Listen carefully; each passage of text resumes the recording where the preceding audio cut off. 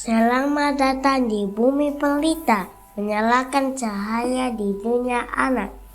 Yuk mulai petualangan cerita seru bersama bumi pelita. Putri Duyung dan Rahasia Laut Biru. Di dasar laut biru yang jernih, hiduplah seorang putri duyung cantik bernama Marila.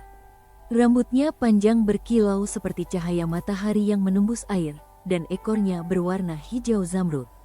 Marila tinggal di istana karang bersama ayahnya, Raja Laut. Marila sangat penasaran dengan dunia manusia. Ia sering berenang dekat permukaan laut hanya untuk melihat kapal, burung camar, atau cahaya lampu dari pantai.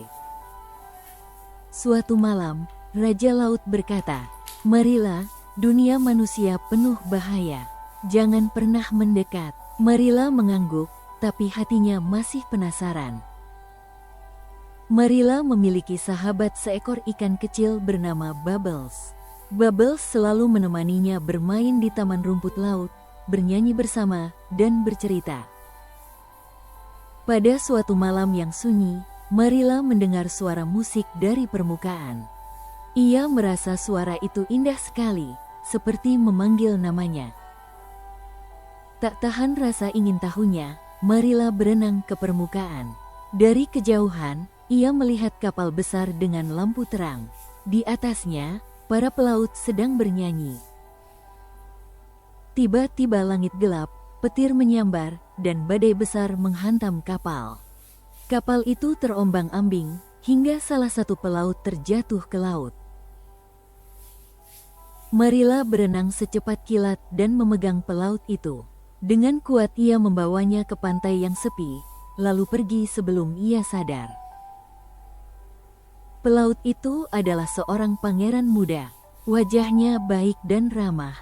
Marila tersenyum sebelum menyelam kembali ke laut, tapi hatinya tak bisa melupakannya. Hari-hari berlalu, namun Marila selalu memikirkan pangeran itu.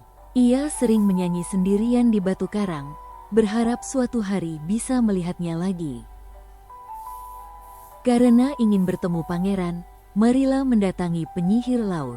Penyihir itu berkata, "Aku bisa memberimu kaki, tapi kau harus menyerahkan suaramu yang indah." Marila bimbang, tapi rasa rindunya mengalahkan segalanya. Ia menyerahkan suaranya, lalu ekornya berubah menjadi sepasang kaki manusia.